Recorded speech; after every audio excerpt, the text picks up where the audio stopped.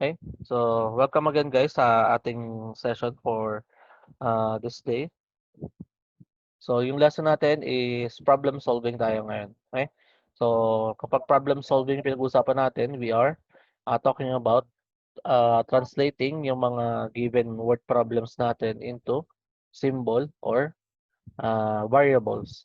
So before we going that, kailangan malaman muna natin kung i-review muna natin yung tatawag nating function. Okay? So, at the end of this activity, hopefully, these are the things that you will learn. So, yung first one is to define and contrast two kinds of mapping, yung one-to-one tsaka on-to function. Okay. Then determine if the functions are one-to-one or on-to. Next is the ability to translate mathematical statements into symbols. And lastly is the ability to appreciate mathematics as a body of symbols and notation. Okay. So let's start first with relations and functions. Okay? So, relations and functions, ever since pumasok kayo ng high school, and I think ngayon sa elementary, nababanggit na din siya.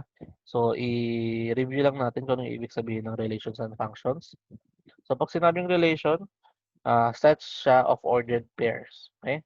Kung ordered pairs yung pinag-uusapan natin, sabihin meron tayong, kung ordered pairs, meron tayong domain na tinatawag at meron tayong range.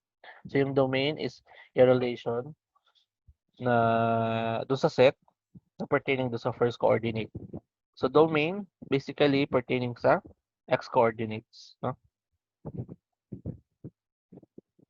Then meron tayong range, set ng second coordinate or simply yung y coordinates natin. Okay? Basta meron tayong set or point na may x and y coordinates, ibig sabihin meron tayong relation. Okay? Ibig sabihin lang na for a particular value of x, there is a unique value of y. Okay? So ano naman yung function?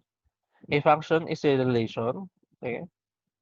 Isa siyang relation in which each element of the domain is paired with exactly one element. Okay? So yun yung pinakamahalagang term dito, no?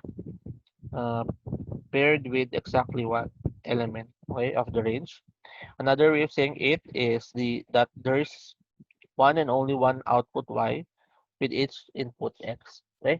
Sabihin lang niya, if may particular value ka ng x, meron kang y na makukuha.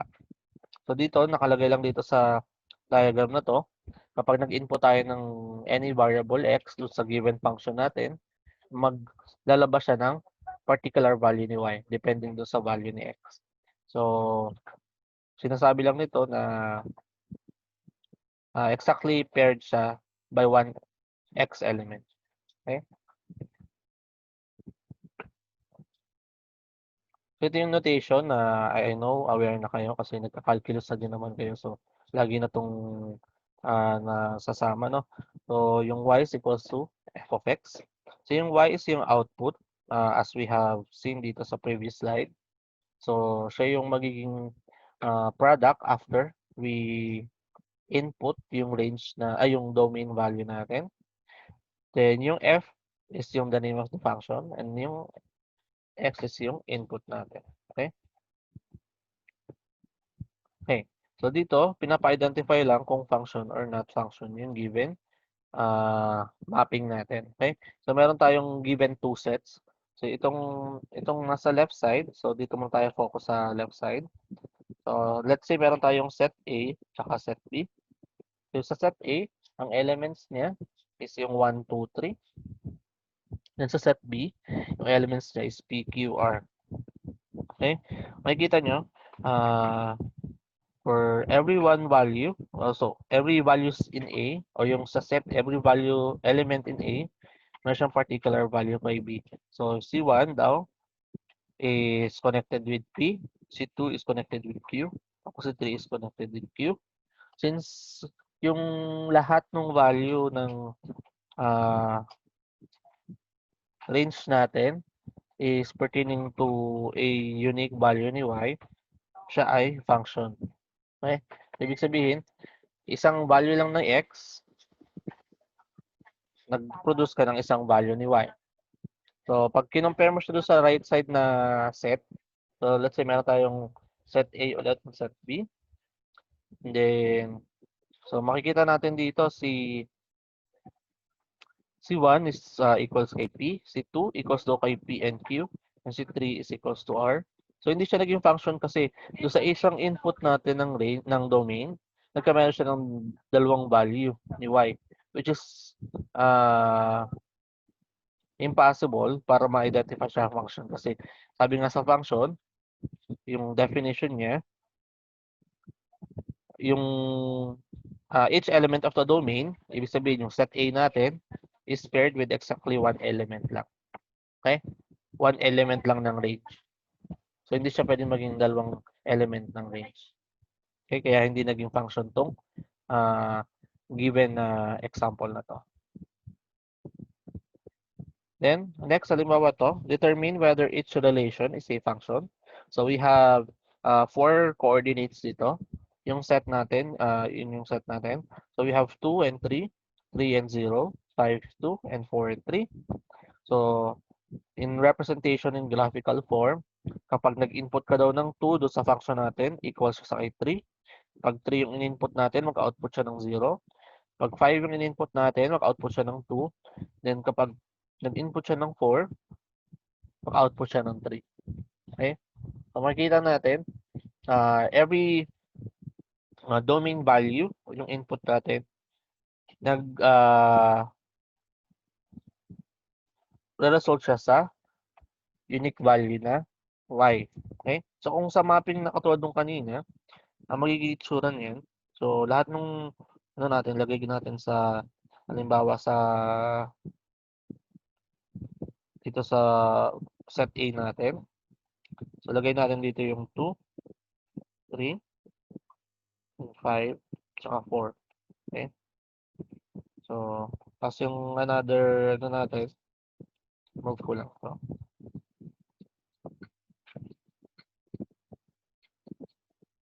Okay. Okay. Tapos yung another set natin is yung output. So, lagay natin dito, meron tayong 0, 2, and 3. So, makikita natin yung values nito. So, yung 2 natin, naging 3. Yung 3 natin, naging 0. Yung 5 natin, naging 2. Then yung 4 natin, naging 3. Okay? So, is it a function? So, since mayroong tigi-isang value lang siya kada input, therefore, siya ay function.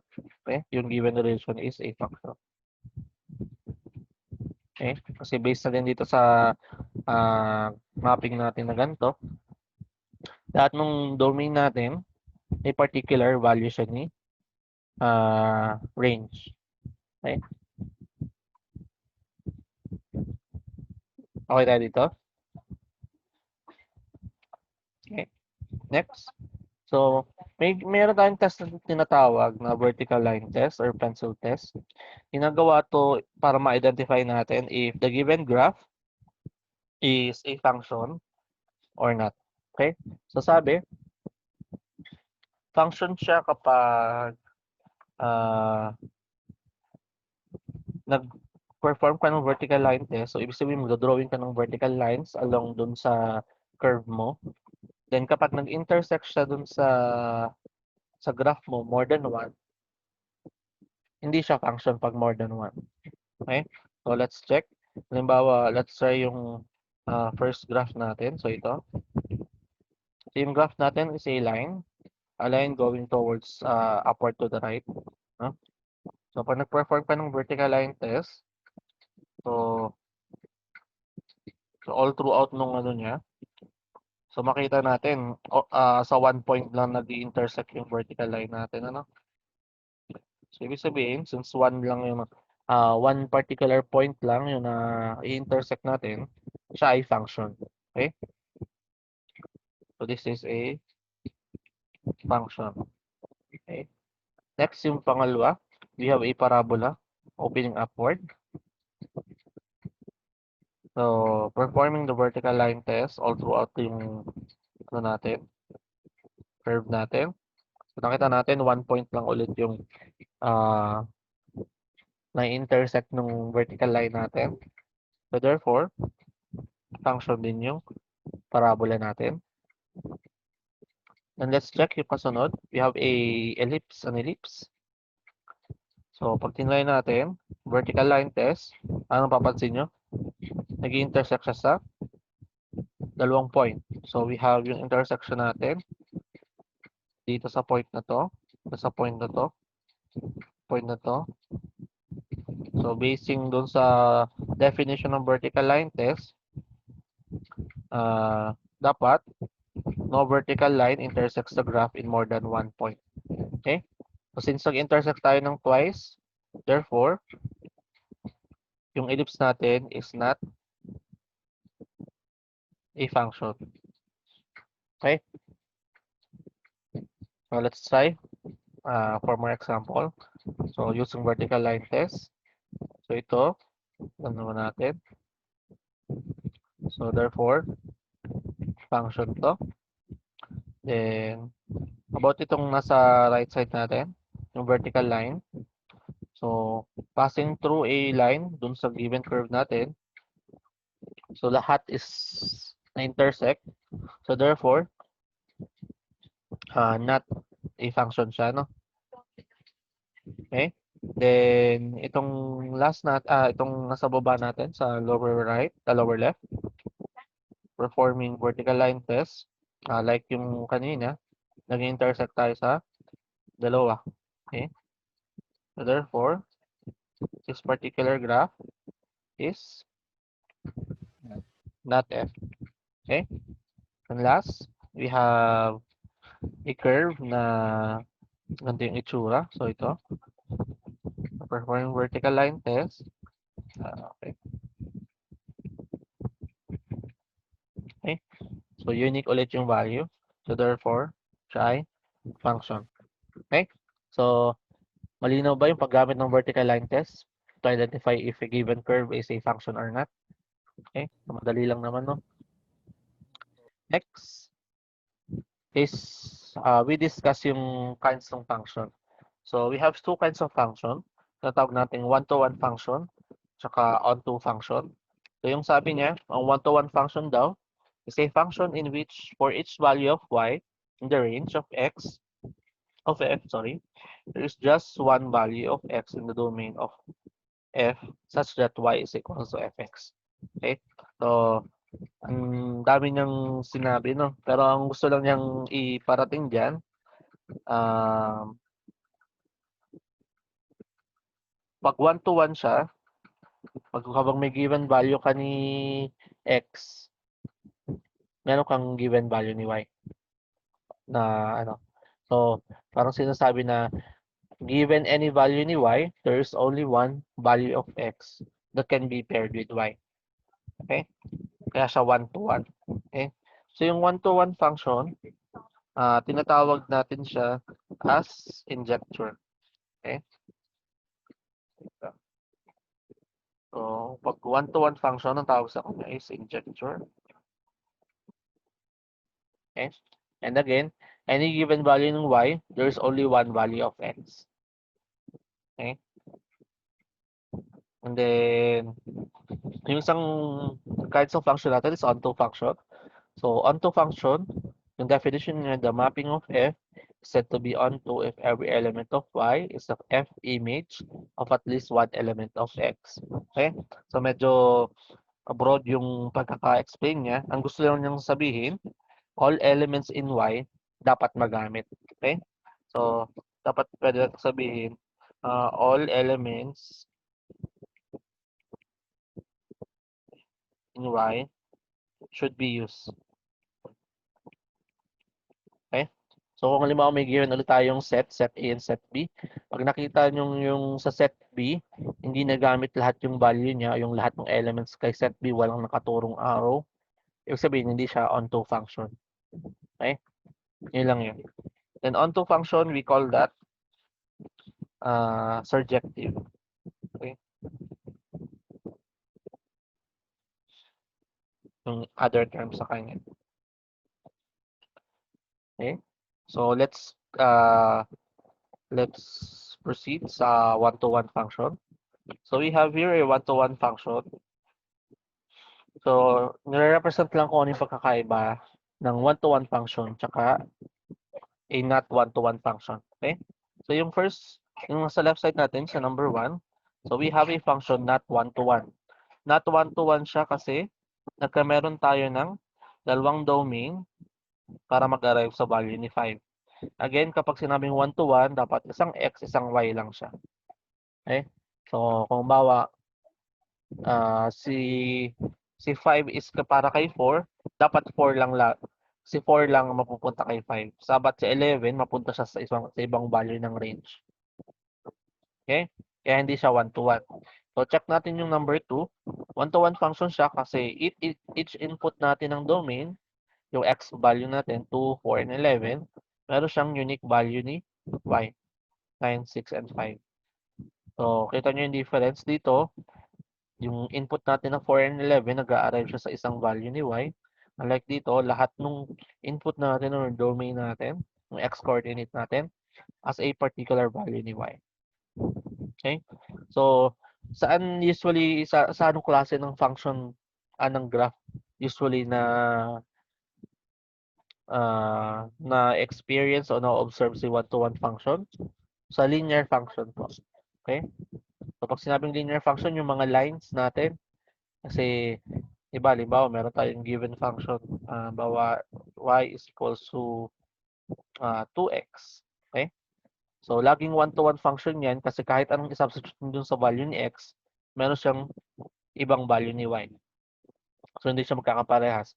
Halimbawa, mag-substitute ka ng -1 sa x, magiging siyang -2, tapos pag +1, magiging siyang +2. Okay?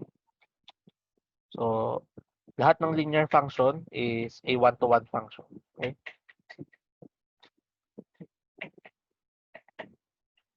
Okay?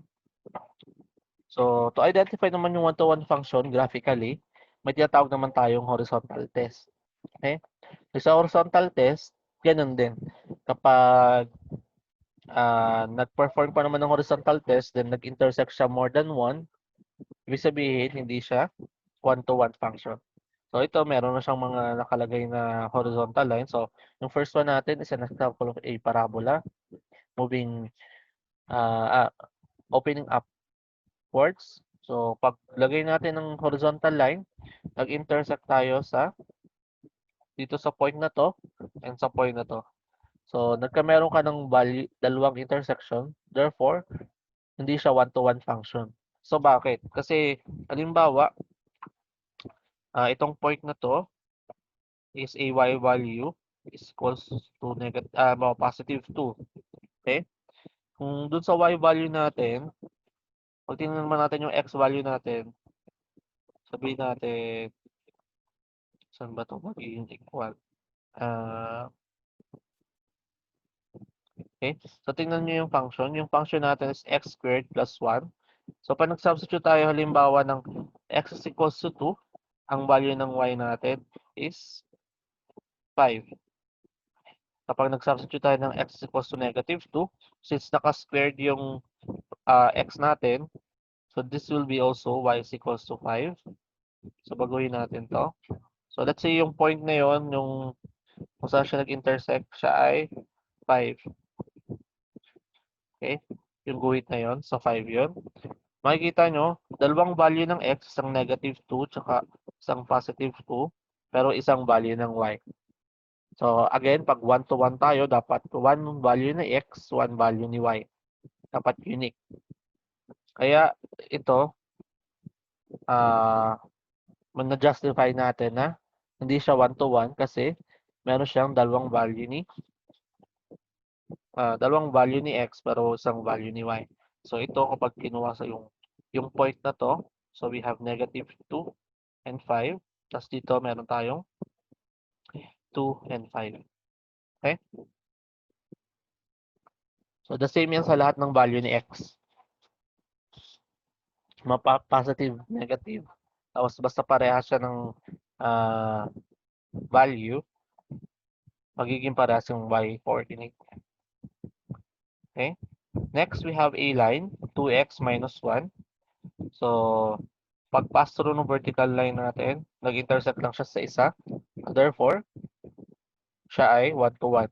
So, katulad nung sabi ko, lahat ng linear function, lahat ng lines, ibig sabihin na curve, lagi yang 1 to 1 kasi isang value ni x, isang value ni y yung makukuha. Then last, we have na curve na x cube. So, pag pinas through natin, so meron siyang isang intersection lang din all throughout dun sa mga ano niya, mga points na along the curve. So therefore, siya ay 1 to 1 function din. Okay? Malinaw po ba sa 1 to 1? Opo. Okay? Next. So to, determine whether each function is a 1 to 1 function.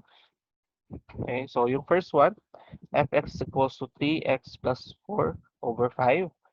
So pag nire-write ko ito, pwede ito maging y is equals to 3x plus 4 over 5 or 5y is equals to 3x plus 4 or pag nire-write natin in standard form ng line, ang standard form ng line, di ba, is okay, standard form is ax plus by plus c is equals to 0. So ito is magiging 3x, tapos transpose ko yung y, 5y plus 4 is equals to 0. Then, para ma-plot natin siya, pwede tayo mag-assume ng values ni x and y. So, x, y.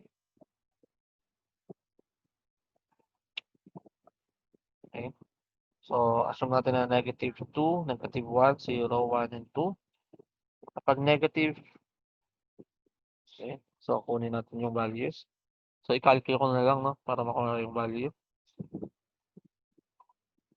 Plus 4 over 5.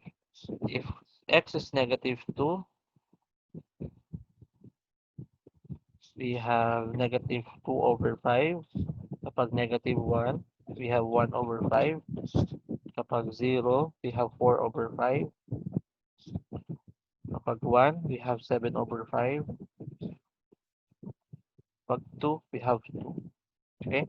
So, pag pinlat natin yung graph nung given line natin, okay? So, negative 2. So, 2 over 5 is negative 0.4. So, yun yung point na yun. Negative 1 is 1 over 5. So, negative 0.2. Okay. Lakayan natin yung scale. 0.4, 0.2. So, 0.4 dito, 0.2. And kapag 0 is 4 over 5. 4 over 5 is 0.8. Assume natin na yun. And sa 1 is pupuntahin dito sa 2. Okay. Then connect lang natin yung points para magawa natin yung line natin. Okay.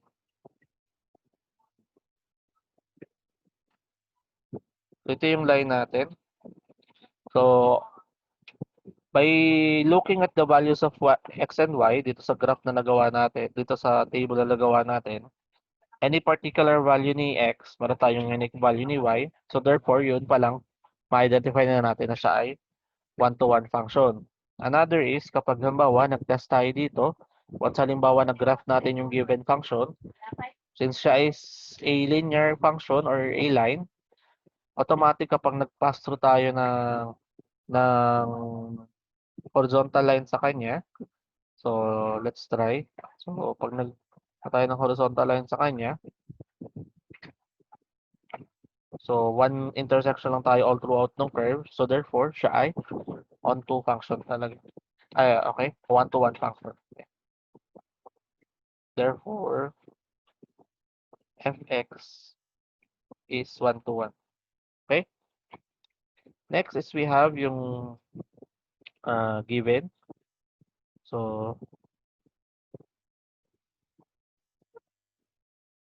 okay. So, we have y is equals to square root of 2x plus 3. Pag square natin both sides, we have y squared is equals to 2x plus 3. So, kapag ganito yung function, review nyo na lang, this is a parabola. Okay? So, parabola na opening sa x plus 3 halves. Okay? So, parabola na ang center is at negative 3 to 0. Okay? Then, since positive tong 2 natin, siya ay parabola opening upwards. Okay? So, review nyo na lang kung paano mag-graph ng parabola. So, let's say, ito yun. Then, negative 3 halves yung center niya. So, 1.5. So, ito yun. Then, yung given graph natin, mangyayari nga, yun yung value. Okay? So, yan yung y squared equals to 2x plus 3. Then, applying natin yung horizontal line test sa given diagram natin. Okay? So, mag-intersect tayo sa dalawang point. So, therefore, fx nung number 2 is not 1 to 1. Okay?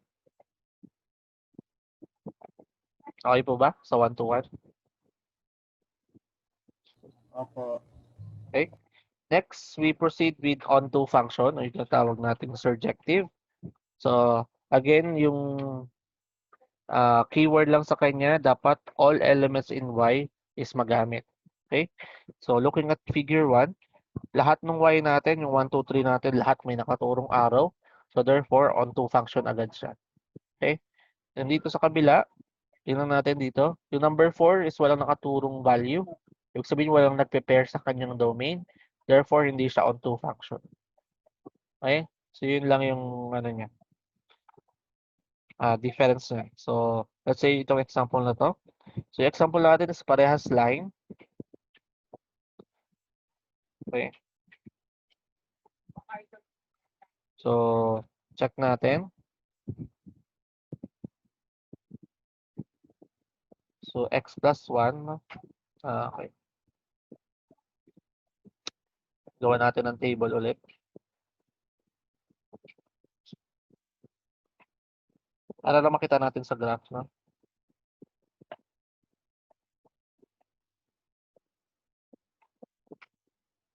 Okay. So, x and y. So, assume tayo ng values. So, negative 2, negative 1, 0, 1, 2, 3. Okay. And we have our Cartesian plane. Sorry. So, yung function natin, negative 2, negative 1. Negative 1 is 0, 0, 1, 1, 2, and 2, 3. Okay. So, yung given curve natin is, okay, ano ba na? Okay, so assume nyo na lang na straight line yan. Nasa straight line siya na pag ganun.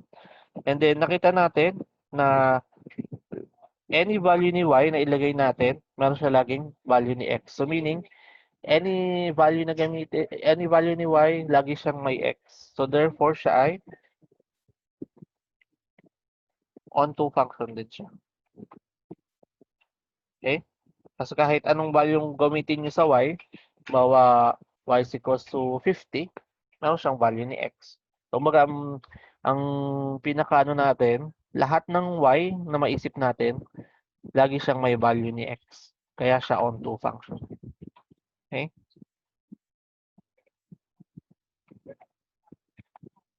Kasi every value ni y is paired with only one value ni x. Okay? Ganitong kasunod is also a line. So, parang para sa nung previous given. So, wala lang siyang over 5. Pero, basically, yung magiging graph niya, the same lang din. No?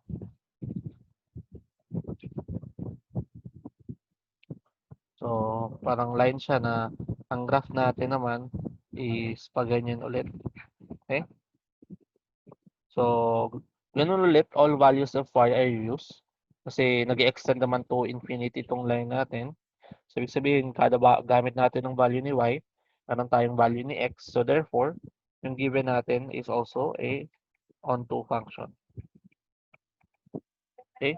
So, basta kayo onto function, kung halimbawa by mapping yung given, yung gantong itsura yung given, pag nakita nyo merong hindi ginamit na value ni y,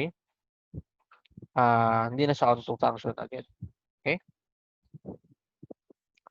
So, check natin yung next example. Parehas ata, hindi, minus to. So, we have 3x minus 4. Is it on 2 or 1 to 1? So, okay, graph natin to. So, let's say x and y ulit.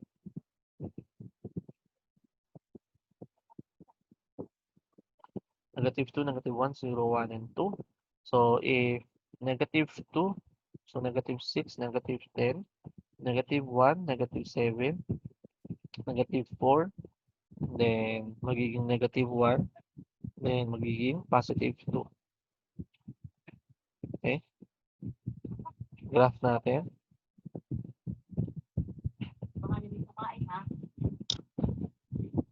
So, dito na lang natin yung scale, negative 2. So, 2, 4, 6, 8, 10. Okay. Negative 1 and 7. So, dito. 0, negative 4. 1, negative 1. And 2, positive 2. Okay. So, yun yung line natin.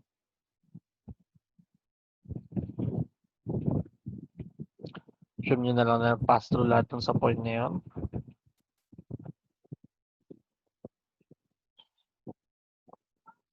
Okay. So, yung check natin kapag 1 to 1 is yung horizontal line test natin. Kapag meron tayong given graph. So, pass through tayo ng horizontal line. So, lahat is one intersection lang. So, therefore, siya ay 1 to 1. Pero pag chinek natin din yung line natin, since siya is linear, or any value na y na gamitin natin, meron siyang particular value ni x. Therefore, siya din ay onto. Okay? So, pwede mangyari yan.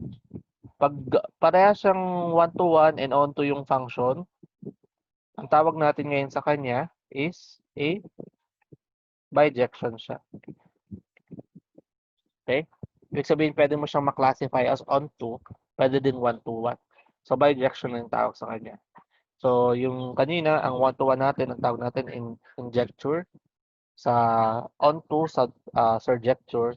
Ngayon, yung kapag parehas silang onto 1 to 1, tsaka onto, siya ay bijection.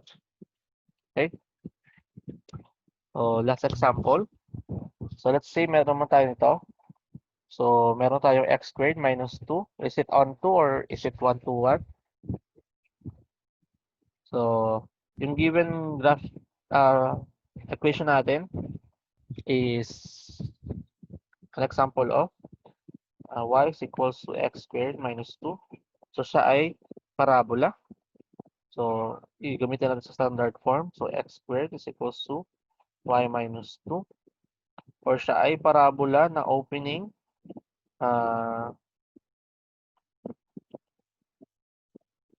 opening to the right kasi positive to. So, yung center natin will be 0 and 2. Okay. Yung graph natin will be so ito yung center natin. Then opening to the right, yung graph natin will be like this. Okay. Then check natin. So 1 to 1.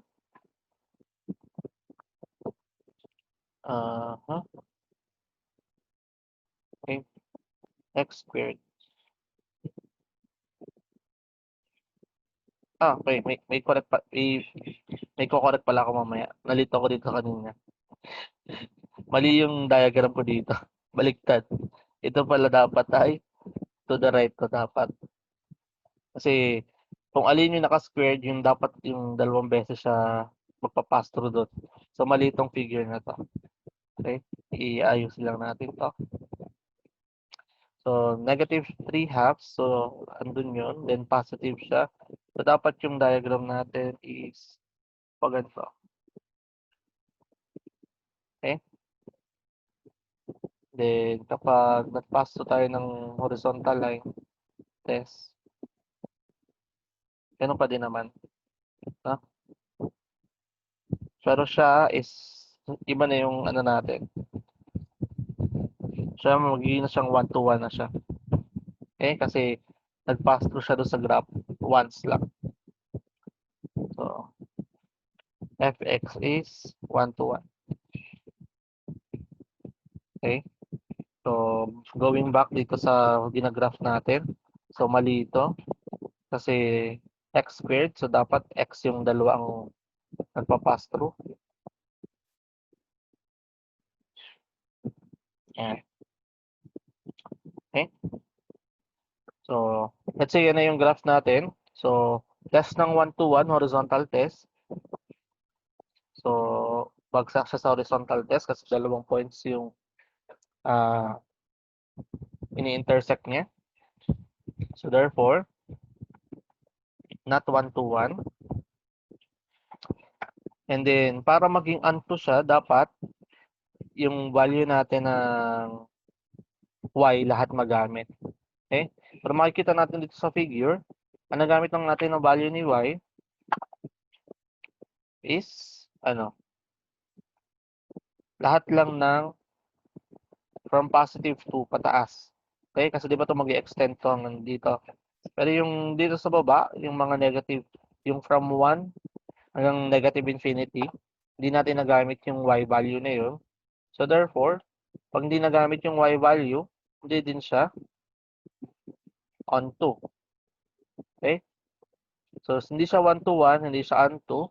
So therefore, fx is neither, no? Okay? Eh, kung neither siyang onto and onto, fx is not a function. Okay? I mean, function siya pero hindi siya quadratic function siya. So alisin natin 'to para to avoid confusion 'to. Basta hindi lang siya ma-classify as onto and 1 to 1. Okay? Okay? So, yun yung sa function. So let's now go to problem solving. So let's first introduce ulit yung pag-translate ng words into symbols. Sir. Yes.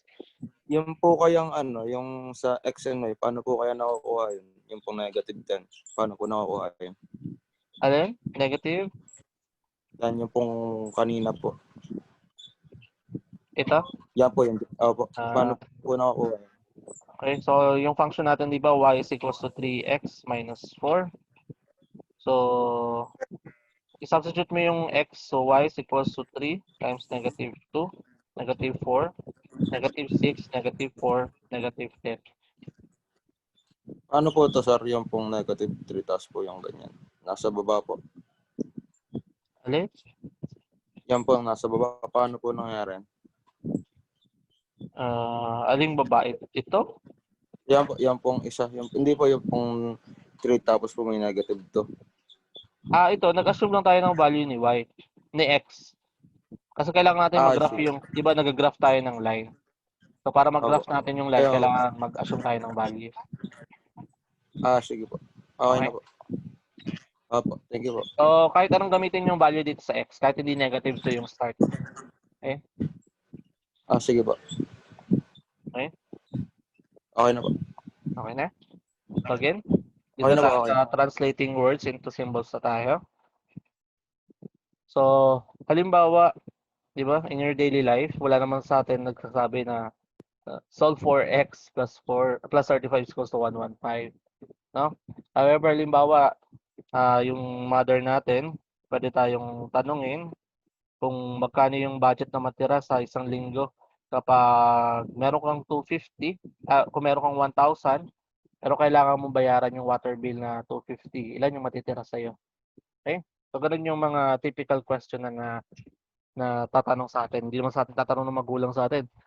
Ano, bawa, Juan, ano yung 4x plus 35 equals 115, no?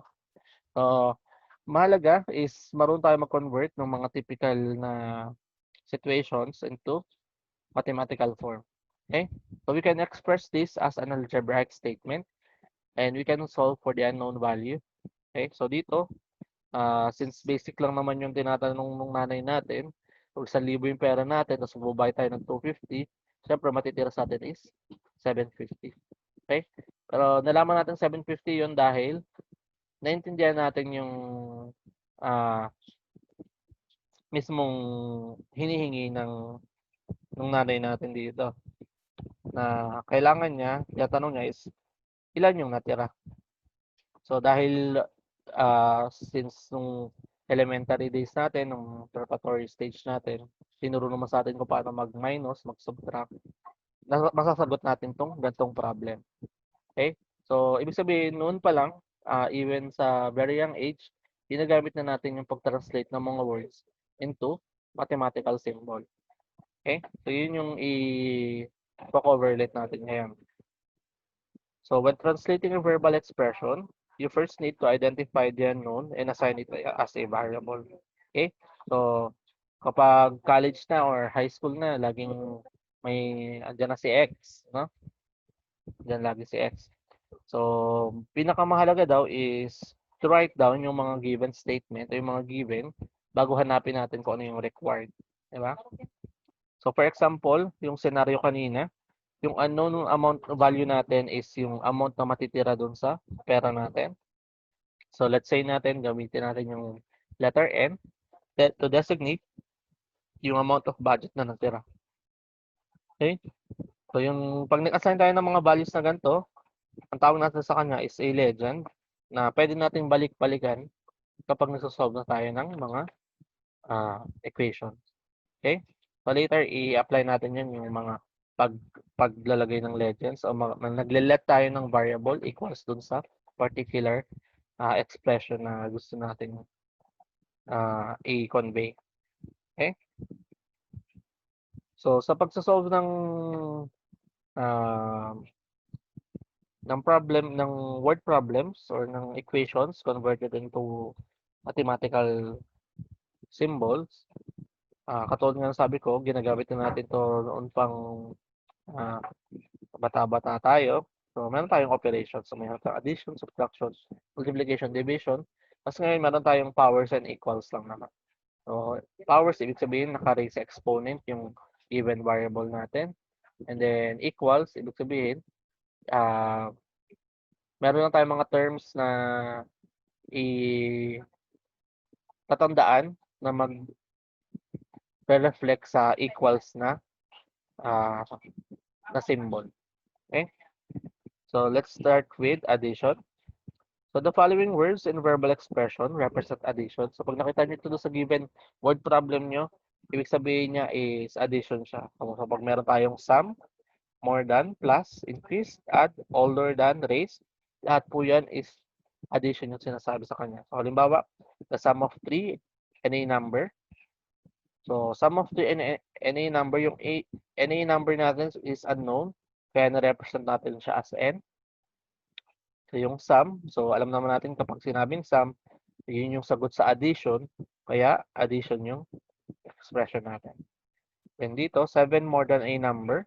So a number ulit is yung unknown natin, tapos more than, so plus lang natin ng 7. Same na yan dun sa ibang form natin. So ang pinakamahalagang tanda natin kapag addition yung pinag-uusapan natin, commutative siya. Okay? Ibig sabihin, ma-reverse man yung pag-add nyo, parehas lang yung sagot niya. Okay? So let's have an example of addition problem solving. So the sum of two numbers is 84 and one of them is 12 more than the other. What are the two numbers? Okay? So, hindi na siya kasing simple nitong nandito lang, no? O kaya kailangan identify natin yung mga terms na pwedeng mag-designate sa kanya as addition. So, meron tayong sum, okay? Tapos, meron tayong ditong more than. Okay? So, ang pinapahanap sa kanya, what are the two numbers? May dalawa tayong number na hinahanap. So, pwede tayong maglagay ng legend. Lagyan natin legend na let x will be yung first number natin. Okay? Then, tas let natin hambawang y, si second number natin. So, you can use any letter to represent yung legend nyo, yung mismong definition ng number mo. So, x and y lang yung ginamit ko, no? So, sabi, the sum of two numbers is 84. So, yung two numbers natin, kapag pinag-add, 84 daw. So, the sum of two numbers is. So, may is kayo doon. So, mamaya, babalikan lang din natin to. Kapag may is, yan ay equals ang ibig sabihin. Okay? So, applying that, the sum of two numbers, yung two numbers natin, na-represent natin as x and y. Ibig sabihin, pag pinag-add natin, x plus y equals 84.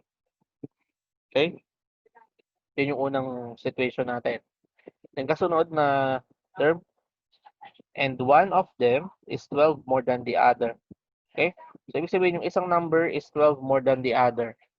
So, pwedeng halimbawa, sabihin natin yung si y daw, gawin yung one of them, gawin natin si y. So, one of them, gawin natin pertaining kay y. Okay? So, si y daw is 12 is. Okay? May is ulit. 12 more than the other. Okay? So, yung the other is si x. Okay? Kasi ginamit na natin si y. Hindi yung other natin si x. So, yung term natin, si y daw is 12 more than the other. So, more than. Yan, more than tayo yung term natin, more than. So, addition tayo. So, we have x plus 12 or pwede din 12 plus x. Okay? Kasi commutative nga siya. Okay? So, yun yung value daw ni y. So, ibig sabihin, yung value natin ng y is equals to 12 plus x. Okay, ayusin lang natin.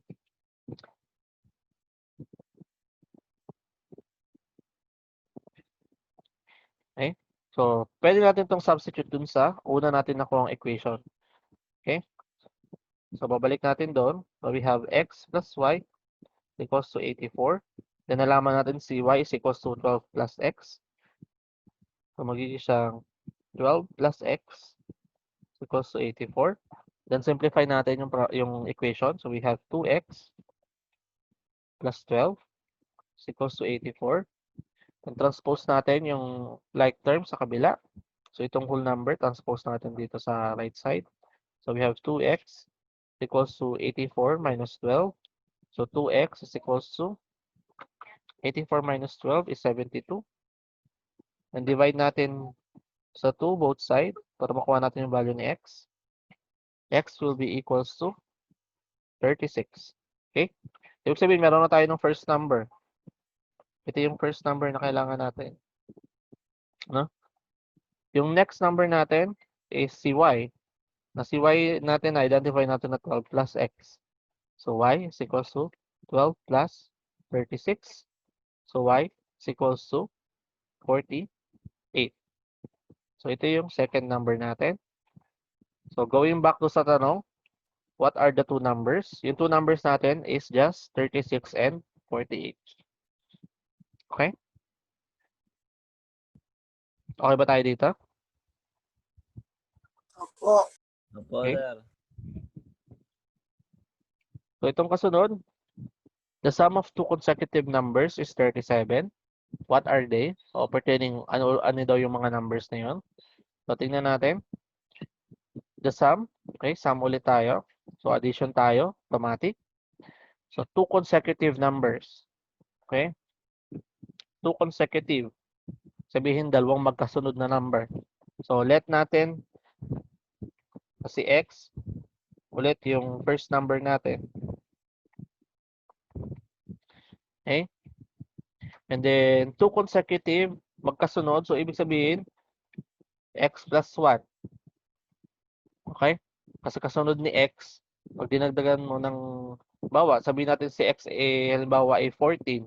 Para maging 15, magpa-plus 1 ka. Kasi yun yung kasunod niya. Di ba? So, ganun din dito yan. Okay? So, hinahanap nga natin yung value, hinahanap natin yung value ni x. So, kailangan mag-assume tayo na yan yung consecutive, yung succeeding number niya. Okay? So, ito yung second number natin. So, sabi, yung sum daw ng two consecutive number natin, so sum nitong dalawang consecutive number natin is, may is tayo ulit. So, equals 37. So, what are they? So, transform na natin. So, we have plus x plus 1. So, ito yung sa first term natin, the sum of two consecutive numbers is 37. Okay? To simplify, we have 2x plus 1 equals to 37. 2x equals to 36. Divide natin into both sides. We have x equals to 18. So, 18 yung first number natin. Then, ano yung pinapanap natin? Yung numbers. So, ang pinapanap sa atin na consecutive number is 18 and 19. So, ito yung sagot natin. Okay?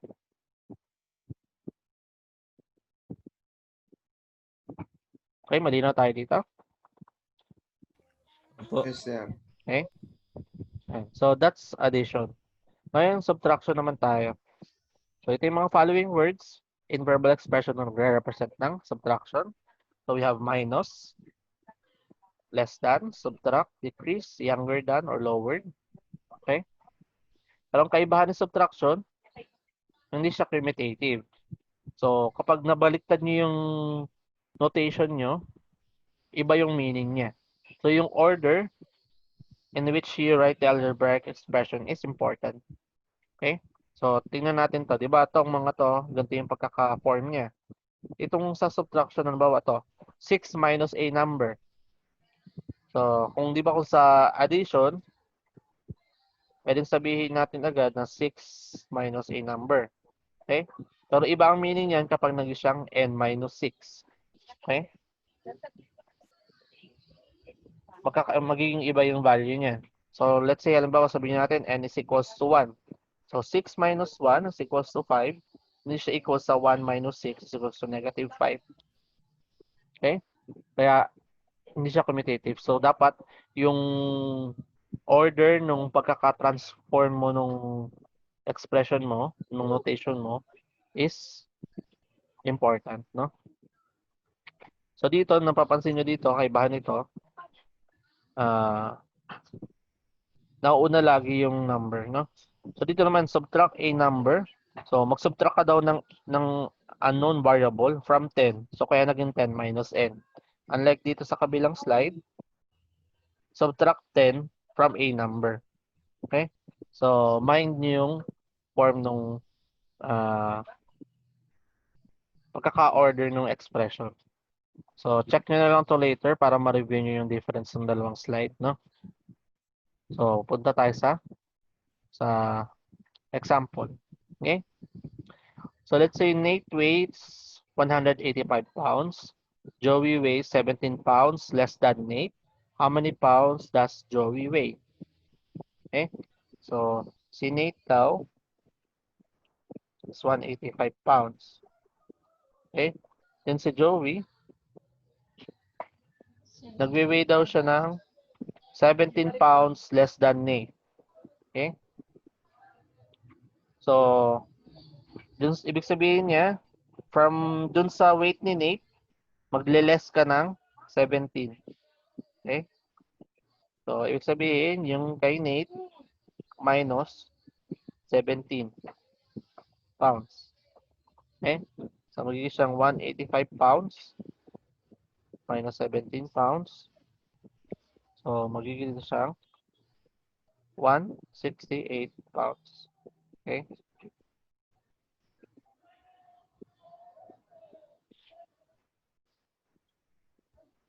Okay? Next. So the difference between a number and 5 is 16. Find the number. Okay? So difference between a number and 5. So ano ibig sabihin nyo? Pag difference between a number and 5. So tingnan natin yung ano. Okay? Wala palang example dito ng difference. Okay? Pero alam natin pag sinabing difference, minus siya, no? So difference ng number and 5. So sabihin natin x yung number and 5. So pag pinag-minus daw siya, sabihin difference x minus 5 daw ay equals daw kay 16. Find the number. So x is equals to 16 plus 5 or x is equals to 21. So ito yung number na hinahanap natin. Okay? Next, we go to multiplication. So again, ito yung mga uh, key terms na common sa multiplication. So laging usually ginagamit is times, product, twice, doubled, multiplied, and off. As off is a tricky word. Mostly use siya kapag multiplying a fraction times a number. Okay? Pag nakita kayo ng off, fraction siya na minumultiply sa number. Okay? So let's have this one. 2 times a number is 50. What is the number? Okay, so 2 times a number is x. So 2 times yung given number is natin is equals to 50. So what is the number? So divide lang natin by 2. So x is equals to 25. Okay, next. Okay, so a seal has 15 nerves per whisker. That is 10 times as many as rat has. How many nerves per whisker does a rat have? Okay, so a seal, so si seal daw is meron siyang 15 nerves per whiskers. Okay? Tapos, that is 10 times as many as rat has. Let ko si R as yung number ng nerves per whiskers uh, of the rat. Okay? So, yung dot ditong sinasabi niya is yung sa seal. That is equals to 10 times nung sa rat. Okay? So, how many nerves does a rat have? So, ito yung mismo equation natin. 10 is equals to 10R. So, ihaparap natin si R. So, divide natin by 10. So, R is equals to S over 10. Then, substitute natin yung value ni S na 15 nerves per whiskers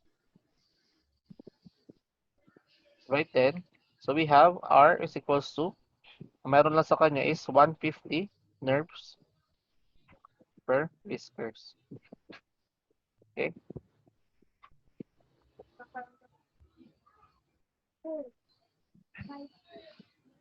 Okay?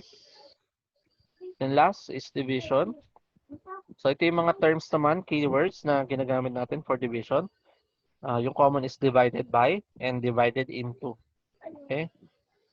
So not commutative din yung division, so you must be careful with the order of the algebraic equation.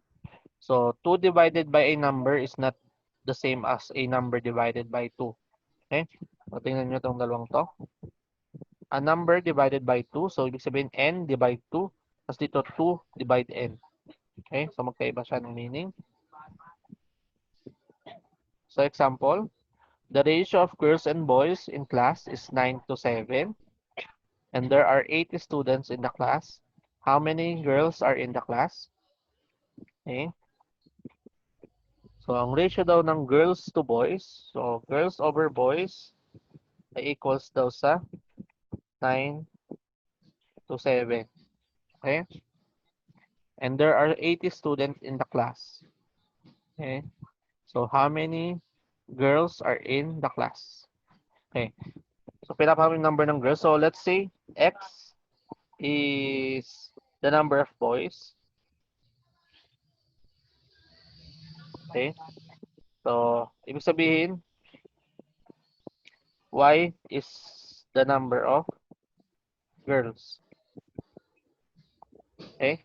So sabi, there are 80 students in the class. So ibig sabihin, kapag pinag-add natin yung number of boys and number of girls, equals siya sa 80.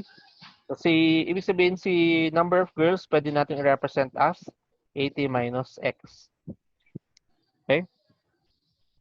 And then, sabi yung ratio niya is 9 to 7. So ito yung number ni girls. So girls over boy. So pwede natin sabihin 80 minus X over yung sa boy na X equals to siya sa 9 over 7. Okay? Then to simplify, cross multiply natin. We have 7 times 80 minus X is equals to 9X. We have 560 minus 7X is equals to 9X. So, transpose natin yung 7X sa kabila. So, we have 560 is equals to 9X plus 7X. We have 560 is equals to 16X. So, divide natin both side by 16. So, X natin is equals to 35. Okay? Ito yung number of boys. Ang kailangan natin number of girls. So, Y is equals to 80 minus 35. So, Y is equals to 45. So, ito yung sagot natin. Ito yung number of girls. Okay? Next. So, we have Jeff has 1/2 pizza left in the fridge. At breakfast, he ate 1/3 of it. What fraction of the original pizza does he have for lunch? Okay? So, let X natin is yung original pizza natin. Okay? So, isa-isahin natin. So, si Jeff is meron pa siya natirang kalahati sa fridge. So, yung hawak niya, meron siyang 1/2 nung X, nung original pizza natin. Then, at breakfast, kinain niya yung 1/3 nung 1/2. So, nung breakfast, kinain niya yung 1/3 nung natitirang kalahating pizza. So, ibig sabihin, ang kinain niya is yung 1/6 ng X. Okay? Ito yung kinain niya, 1/6, X over 6. So, ibig sabihin doon sa original na nilagay sa rep na 1/2, ang matitira, babawasan natin yung kinain niya para sa breakfast. Ang matitira ay, ilan? So, combine fraction. So, we have 6. 6 divided 2 is 3. 3x minus x. So, we have 2x over 6 or 1/3 ng x. So, ito yung natitira sa loob ng rep. No? So, what fraction of the original pizza does he have for lunch? So, ito na lang yan. No? So, ito yung natira para sa lunch. 1/3 na lang ng original pizza yung natira. Okay? Okay tayo dito? Okay? Then next is yung sa powers. So, yung main lang niya is meron tayong the squared of, tapos yung the cube of. So, ready lang yung intindihin nyo, ano. So, makikita nyo na lang yan sa problem, no? Halimbawa, the square of a number or a number squared. So, ibig sabihin niya x squared. Kapag halimbawa, the cube of a number is or a number cube. So, yun yun. Yun yung sa powers. So, di na ako naglagay ng example para dito. Then sa equals is katulad ng inano natin, ito yung mga common terms natin na equals is the same as yields or amounts to. Lahat yan is pertaining sa equal sign. Okay? So ito yung mga example na sentences niya. So 7 less than a number equals 10. Okay? 3 times a number is negative 6. Yung is. Tapos 8 is the same as. So equals yun. So 12 added to a number yields. So yun yung equals. So dito amounts to yun yung equals. Okay? Pero sa cases ng word problems, hindi laging isang operation lang yung ginagamit natin, no? So lagi siyang combination of two or more operations.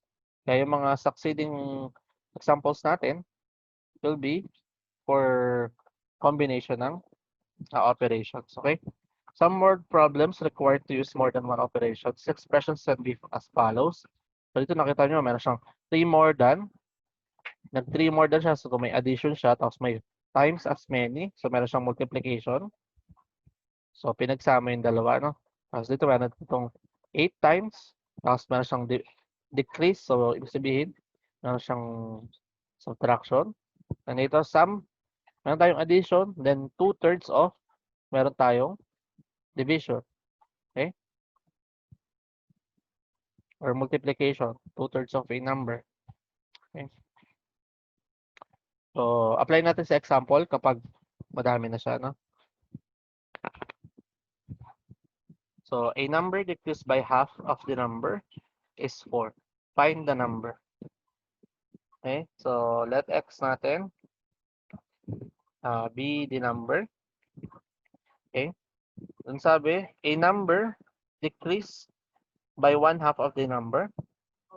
So, a number, minusan daw natin nung 1/2 ng number din is 4. Okay? So, ito magiging 1/2 x is equals to 4.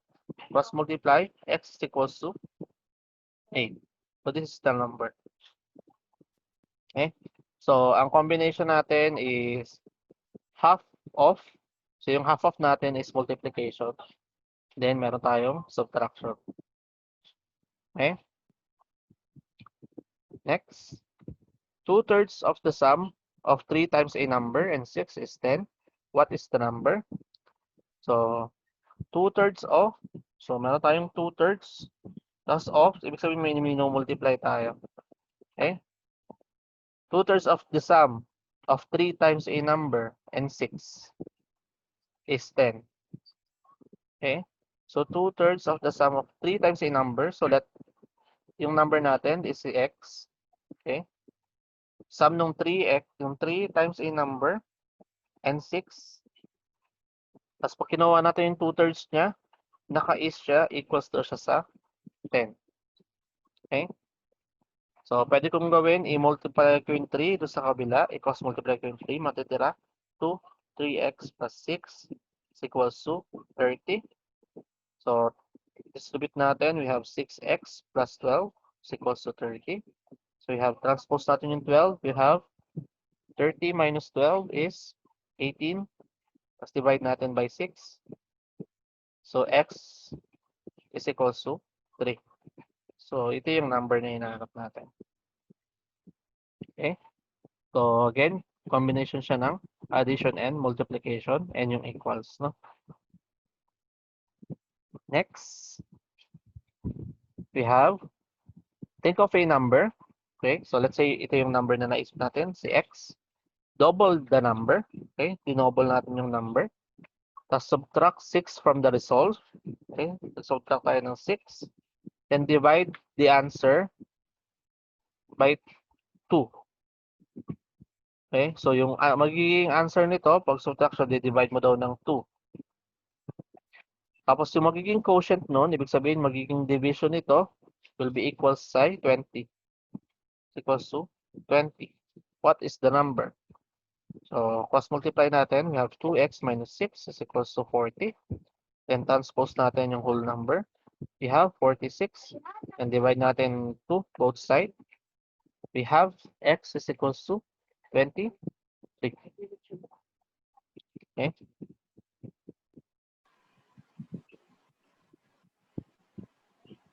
Question? Wala po. Okay. Wala po siya. Next. So one number is 10 more than the other. The sum of twice the smaller plus 3 times the larger is 55. What are the two numbers? Okay? So medyo nag-increase yung difficulty natin ha. So let x natin is yung um, sabihin natin smaller number. Okay? Then y is the larger number. Okay? One number, ito yung first term natin, one number is 10 more than the other. So sabihin kong si one number natin, gawin kong si y. Okay? One number is 10 more than the other. So yung another ko, gawin kong si x. Tapos naka-is. So ibig sabihin niya, si y is pwedeng 10 plus x or x plus 10. Okay? So 10 plus x. 10 more than the other. Okay? Tapos the sum, ibig sabihin pwede natin gawing 10 plus x na to. Yung larger number. Okay? Tapos sabi, the sum of twice the smaller. Okay? The sum, okay, twice the smaller daw muna. The twice natin yung smaller plus 3 times the larger, yung larger natin, plus 10 plus x. Yung sum daw niya, so ito yung sum natin, is equals to kay 55. Okay? So, ito na yung equation natin. So, simplify lang natin. We have 2x plus, distribute natin, we have 30 plus 3x is equals to 55. So, we have 5x is equals to 55 minus 30. So, 5x is equals to 25. Divide natin by 5. We have x is equals to 5. So, what are the two numbers? Yung isang number natin, yung smaller number natin is 5. And y natin is 10 plus x or 10 plus 5. So, we have 15. So, yung numbers natin is 5 and 15. Okay?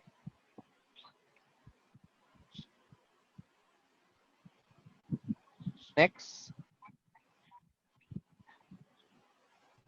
If the product of a number and negative 7 is reduced by 3, the resulting number is 33, less than twice the opposite of that number. What is the number?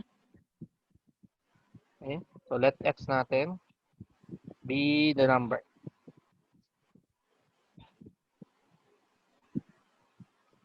Okay.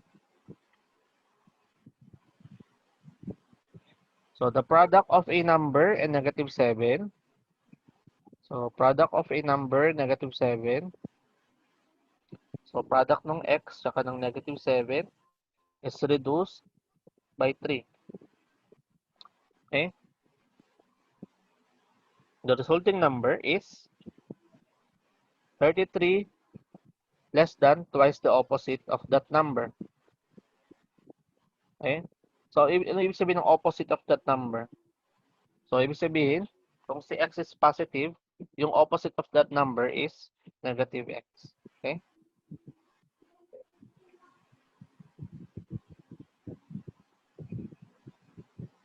Okay?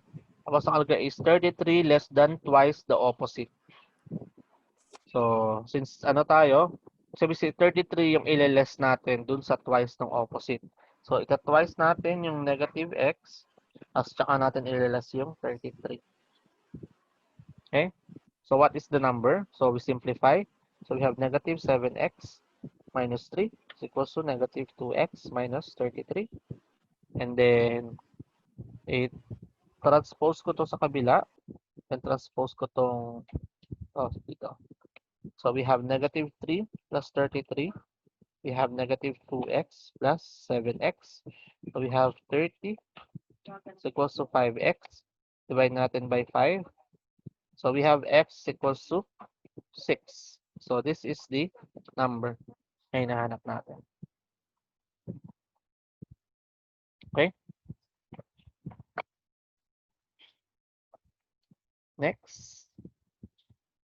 Okay? So, type of age problem. So, Abigail is 6 years older than Jonathan. Okay?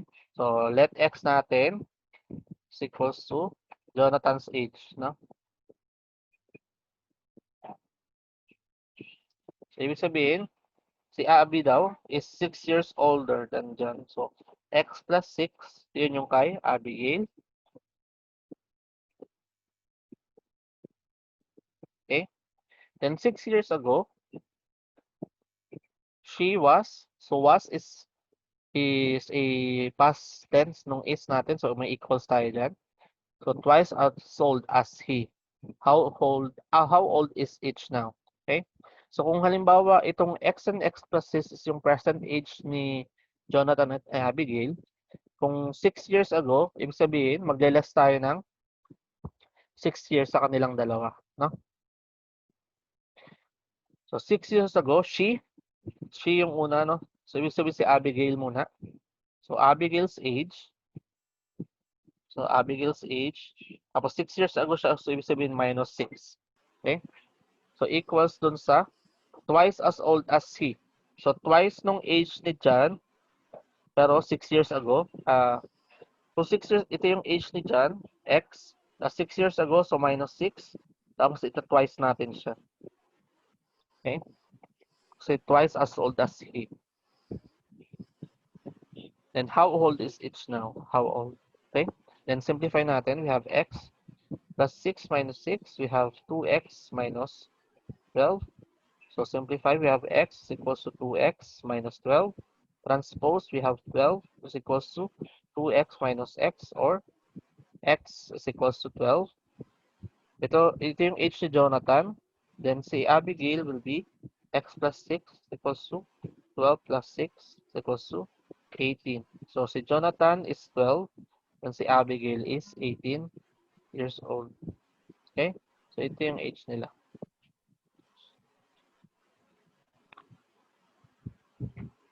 Okay?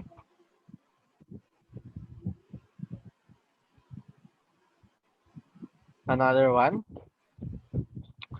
Twice the larger of two numbers is 3 more than 5 times the smaller, and the sum of 4 times the larger number and 3 times the smaller number, 71. What is the larger number? Okay? So, exercise ulit natin. X natin, gawin natin smaller number. And si Y natin is yung larger number. Okay? Okay, yung una muna, twice the larger of two numbers. So, ito twice natin yung larger is, so equals 3 more than 5 times the smaller. So, 5 times the smaller, tapos plus 3. Okay? So, ito yung isang unang equation natin. And yung next statement, the sum of 4 times the larger and 3 times the smaller is 71. So, 4 times the larger plus 3 times the smaller equals to 71. What is the larger number? Okay? So, ito yung second equation natin. So, gawin natin by elimination. Ano? Pwedeng by elimination or by substitution. Maalin do sa dalawa. No? So, pwede kong gawin by substitution na lang. Gawin kong y is equals to 5x plus 3 over 2. Yung equation 1 natin. So, kung may temporary value tayo ni y, pwede natin substitute dito sa second equation. We have 5x plus 3 over 2 plus 3x is equals to 71. So, cancel out natin yung 2. So, we have, then distribute natin. We have 10x plus 6 plus 3x is equals to 71. Then simplify, we have 13x. I-transpose natin yung 6 sa kabila. So, we have 13x is equals to 65. So, 65 divide 13. So, x is equals to 5. So, hinahanap natin is yung larger number. So, si y yung kailangan natin. So, meron tayong value ni x. Substitute natin doon sa value ni y ulit yung nakuha natin. So, it's equals to 5 times 5 plus 3 over 2. So, we have 25 plus 3 is 28. Divide natin ng 2 is 14. Okay? So, check natin kung larger number ba talaga yung y. 14 yung y. yung XA5, so larger number siya. So, definitely ito yung larger number na hinahanap natin. Okay? Okay, question? Wala po. Okay. So, if you don't have any question, so that ends our lecture for today. Okay? So, para malaman kung naintindihan nga yung lecture, I'll be posting later an assignment regarding this topic, regarding yung functions and itong sa translating word problems to symbols. Okay? Okay po, sir. Okay? So, if you don't have any more question, this